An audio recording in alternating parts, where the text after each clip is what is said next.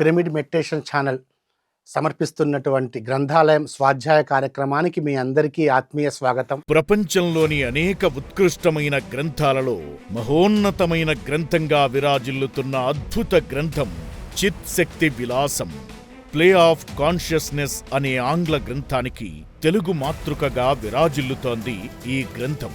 ఈ గ్రంథం స్వామి ముక్తానంద ఆత్మకథను తెలియజేయడమే కాకుండా ఆ మహనీయుడు కుండలిని జాగృతం చేసినప్పుడు ఆ కుండలిని జాగరణ వల్ల ఆ పరమేశ్వరి శక్తి ఎలాంటి అనుభవాలను అనుభూతులను అందించిందో తేటతెల్లం చేస్తుంది.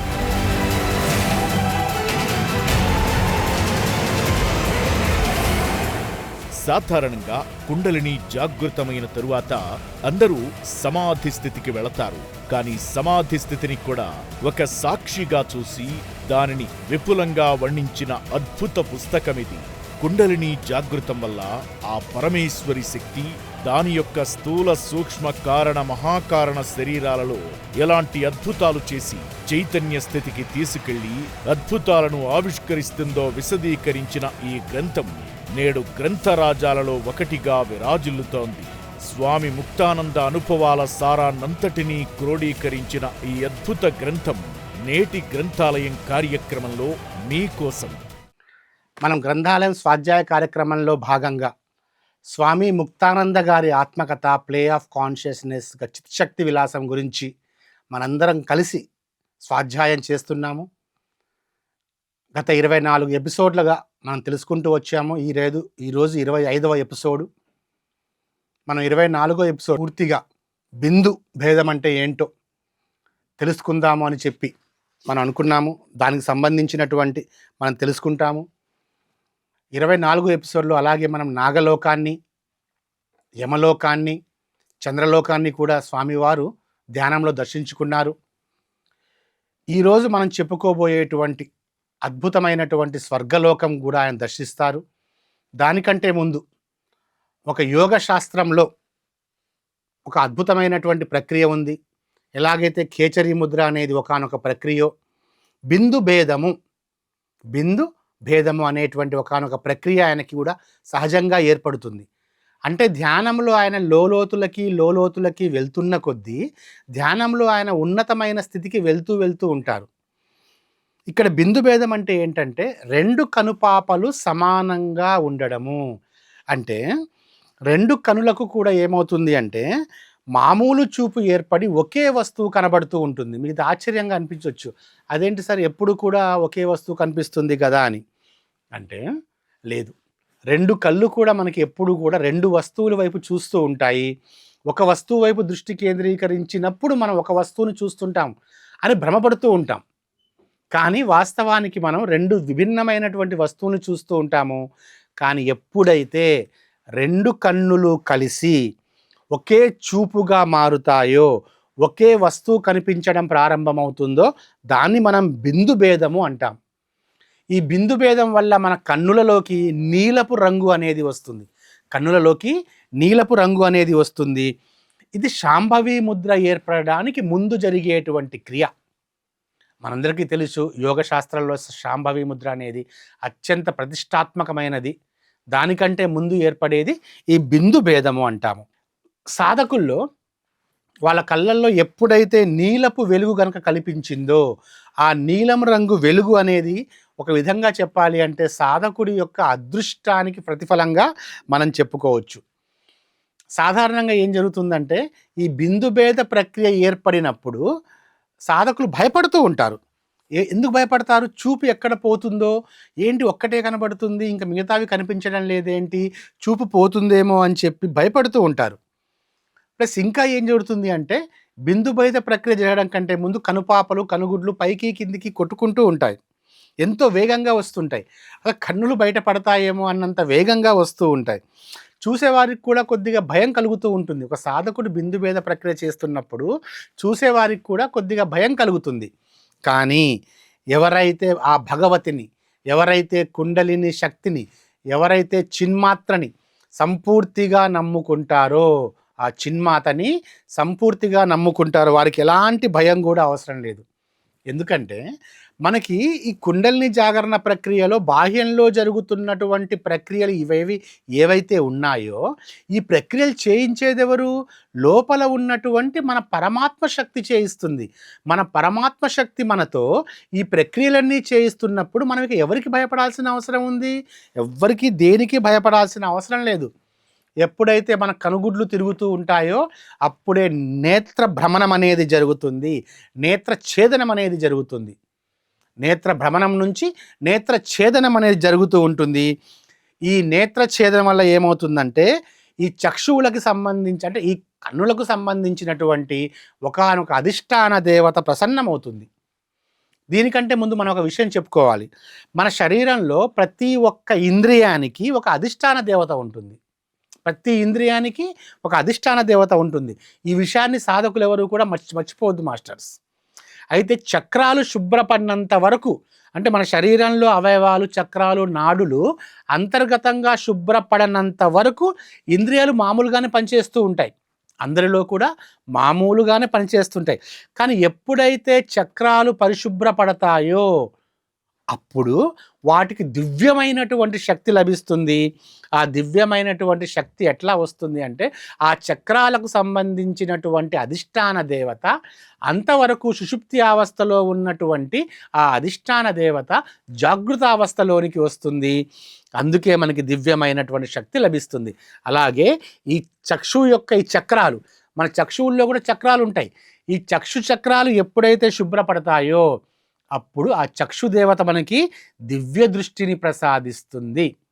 ఇక్కడ మనకి దివ్య దృష్టి కలుగుతుంది. చూడండి మాస్టర్స్, బాగా గమనించండి. దివ్య దృష్టి కోసం ఇవన్నీ సాధకుడు చేయాల్సిన అవసరం లేదు.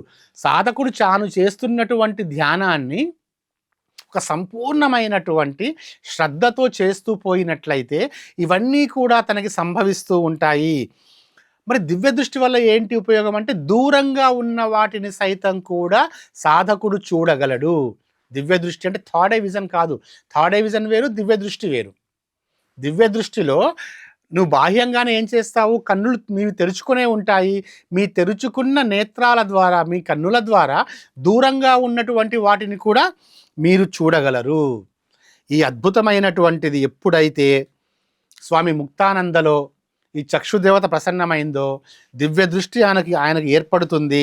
అలాగే ధ్యానంలో కూర్చుంటూ ఉండగానే కేచరి ముద్ర, దివ్య దృష్టి రెండు సహజంగానే వస్తుంటాయి.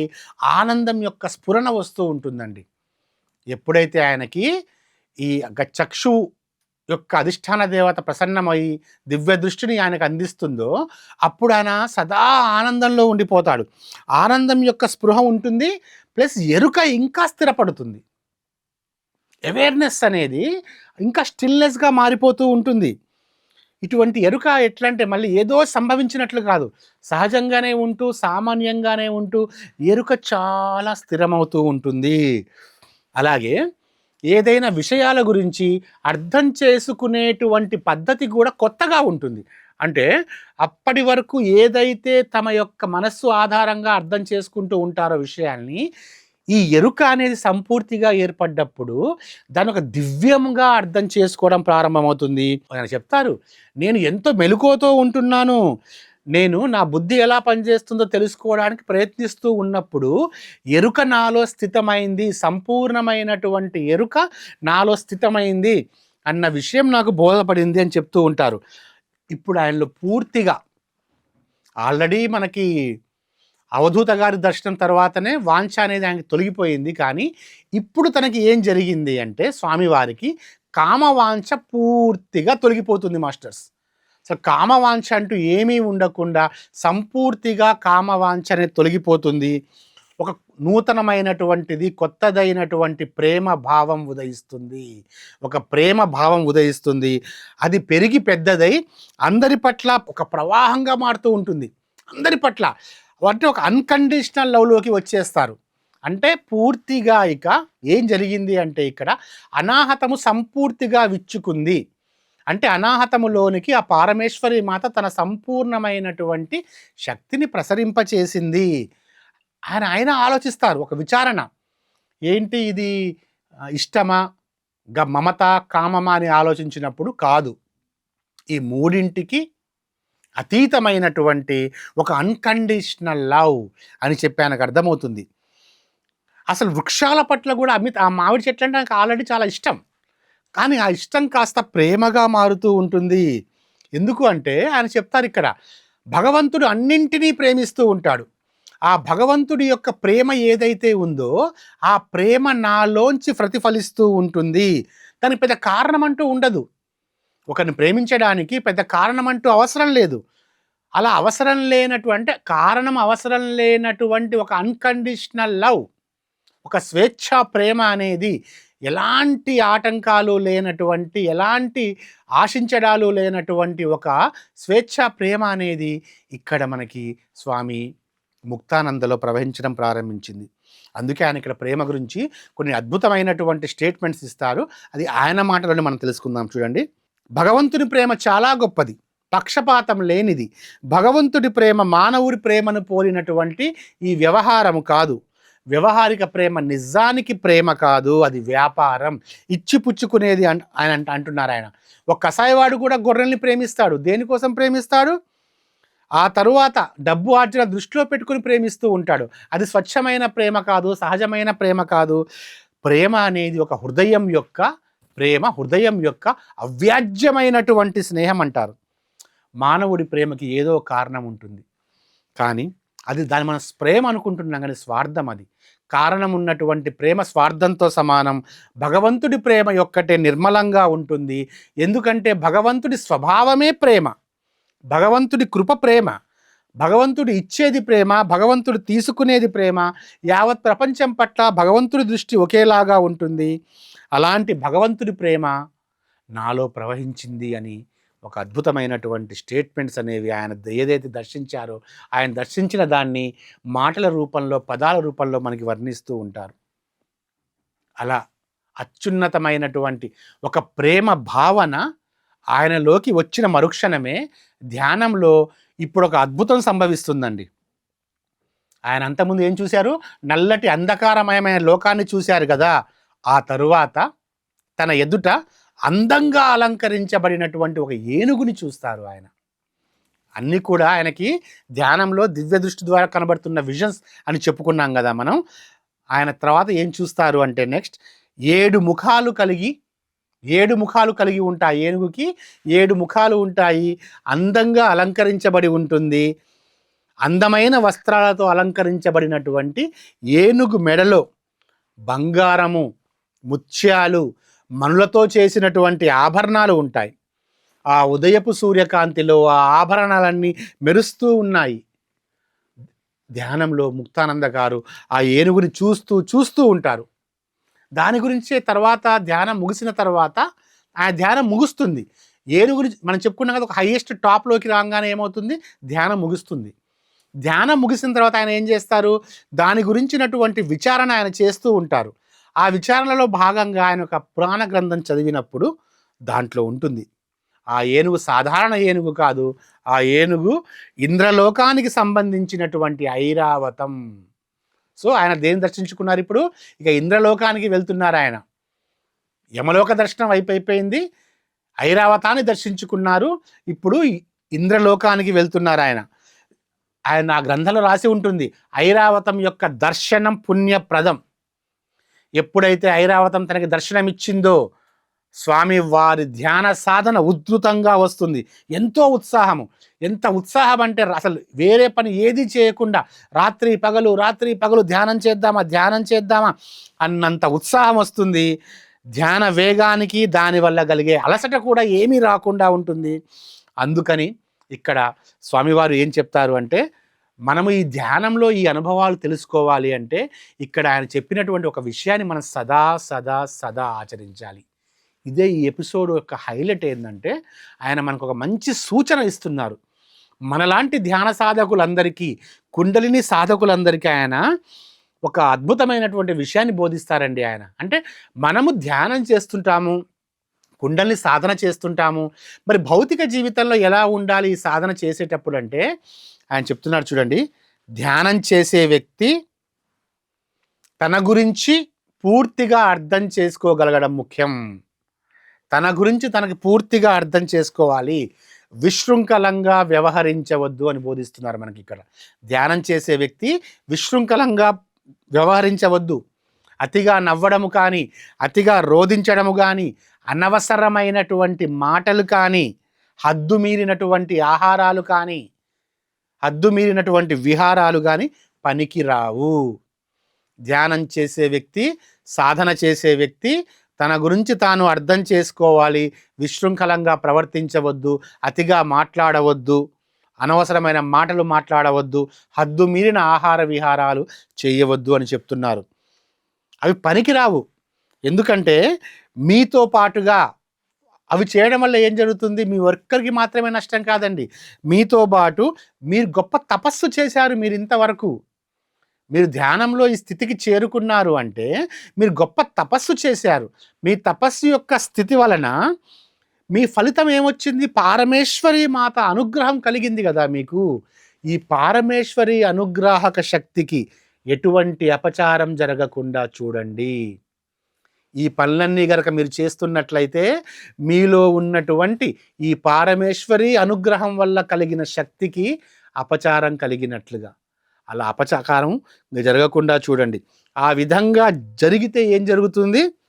మీ మంత్రసిద్ధి కానీ, మీ దూరదృష్టి కానీ, మీ ఇష్టదేవతా దర్శనము కానీ, మీ ఐహిక సంపద కానీ వీటిని పొందడం నిలిచిపోతుంది. అంటే ఇంతవరకు ఏదైతే మీరు ఆధ్యాత్మికంగా మీకు సహజంగా లభించాయో అవన్నీ కూడా మీ నుంచి దూరం జరగడం జరుగుతుంది. ఇక్కడ బాబాజీ గారు ఇంకో ఎగ్జాంపుల్ చెప్తారండి మనకి. స్వామి ముక్తానంద గారు మరొక అద్భుతమైన ఉదాహరణ ఏం చెప్తారంటే, ఆయనతో ఒక శిష్యుడు అంటాడు, బాబాజీ ధ్యానం అయితే జరిగింది కానీ నాకు ఆనందం లభించలేదు అంటారంట ఒకళ్ళు. ఇంకో వారు ఏమంటారు, నాకు ధ్యానంలో అనేక విజన్స్ కనబడ్డాయి కానీ అవి ఏవి నిజం కాలేదు కదా, అన్నీ అబద్ధాలు అయినాయని చెప్పి ఇంకొకరు ఏమంటారు, ధ్యానానికి కూర్చున్నప్పుడు భయం కలుగుతుంది అంటారు. వేరే వారు ఏమన్నారంటే ధ్యానంలో దిగుళ్ళు ఎక్కువైతున్నాయి అని చెప్తూ ఉంటారు. వీటన్నింటి ప్రశ్నలకి స్వామి ముక్తానంద గారు ఈ పేరాగ్రాఫ్లో జవాబిస్తున్నారండి. ఏమంటారంటే, ఓ నా ప్రియమైన సిద్ధ విద్యార్థులారా, మీ అంతరంగంలో ఆ క్రియారూపంలో ఉన్నటువంటి మహాశక్తి పట్ల మీరు అపచారము అవహేళన జరిగింది. మీరు మీ లోపల మీ అంతరంగంలో నిక్షిప్తమై ఉన్నటువంటి ఆ మహాశక్తి పట్ల అపచారము చేశారు, అవహేళనగా ప్రవర్తించారు. కాబట్టే దీనికి అంతటికీ కారణం దేనికి?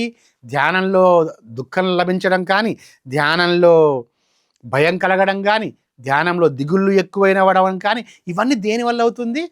మీరు బాహ్యంలో సరి అయినటువంటి క్రమశిక్షణతో ఉండకపోవడం వల్ల ఇలాంటి అనర్థాలన్నీ మీకు జరుగుతున్నాయి. అందుకే దీనికి ఏంటి కారణం? ఎక్కడ పడితే అక్కడ కూర్చోవడం, ఎవరితో పడితే వారితో స్నేహం చేయడం అన్న మాట కూడా వాడతారండి. అయోగ్యులతో స్నేహం చేయడం వంటి చర్యలు కూడా చేయవద్దు. ఎవరు జ్ఞానులతోనే మీ ఆహార విహారాలతో ఉండండి. అందుకే ఎందుకు అంటే ఇలాంటి చర్యల వల్ల మీకు పూర్ణ సిద్ధి ప్రాప్తించదు. ఇప్పుడు మీరు చూడండి, ఇంతమంది చేస్తున్నారు కదా సాధన, ఇంతమందిలో ఉన్నటువంటిది ఒకే ఒక శక్తి కదా. శక్తి వేరు రూపాల్లో లేదు, ఒకే రూపంలో ఉన్న శక్తి సాధన చేస్తున్నటువంటి ఇంతమందిలో కూడా ఎందుకు వివిధ రూపాలలో ఒక సిద్ధి కలిగిస్తుంది? శక్తి ఒక్కటే, సాధన ఒకటే చేస్తున్నారు, కానీ ఎందుకు అందరికీ పూర్ణ సిద్ధి లభించట్లేదంటే బాహ్యంలో మీ యొక్క క్రమశిక్షణ రాహిత్యం వల్ల ఇదంతా సంభవిస్తుంది అని మనకి మంచి హితబోధ చేస్తున్నారండి. ఆ తరువాత స్వామివారికి మనకు అద్భుతం అనేది సంభవిస్తుంది. ఏంటంటే, ఎప్పుడైతే మనం చెప్పుకున్నాం కదా బిందు భేదం అనేది సంభవిస్తుందో, ఆ బిందు భేదం వల్ల రెండు కనుపాపలు గుండ్రంగా తిరుగుకుంటూ కేంద్రానికి చేరుకొని రెండు బిందువులు సమానమైపోయి ఏం జరుగుతుంది? చిన్న నువ్వు గిన్నంత చిన్నది అయినటువంటి నీలము రంగు ఒక బిందువు దర్శనమిస్తుంది. ఏం దర్శనమిస్తుంది? ఎంతో ప్రకాశంతో కూడినదైనటువంటి ఒక నీల బిందువు దర్శనమిచ్చి అది ఎక్కడికి వెళ్తుందంటే కళ్ళలోంచి ఎంతో ప్రకాశంతో బయటికి వెళ్ళి మళ్ళీ కళ్ళల్లోకి వస్తుంది. సో బిందు భేదము జరిగిన తర్వాత కళ్ళల్లోంచి ఎంతో వేగంగా చిన్న నువ్వు గింజంత నీలం బిందు బయటికి వచ్చి మళ్ళీ కళ్ళల్లోకి వెళ్తుంది. ఇది మామూలు ప్రక్రియ కాదు. దీన్ని స్వామివారు ఏమంటున్నారు అంటే, స్వామివారికి జరిగినటువంటి ఈ ప్రక్రియ, స్వామివారికి ధ్యానంలో సంభవించినటువంటి ఈ ప్రక్రియ ఏదైతే ఉందో, ఇది ఒక రహస్యమైనటువంటి, గుప్తమైనటువంటి, ఆశ్చర్యకరమైనటువంటి ప్రక్రియ. ఈ చిన్న నీలం బిందువు క్షణంలో దశ దిశలను ప్రకాశవంతం చేస్తుంది. అది బయటకు వచ్చింది ఒక్క సెకనే, కానీ ఆ ఒక్క సెకండ్లోనే అది ఏం చేస్తుంది, నలు దిశలను ప్రకాశవంతం చేస్తుంది.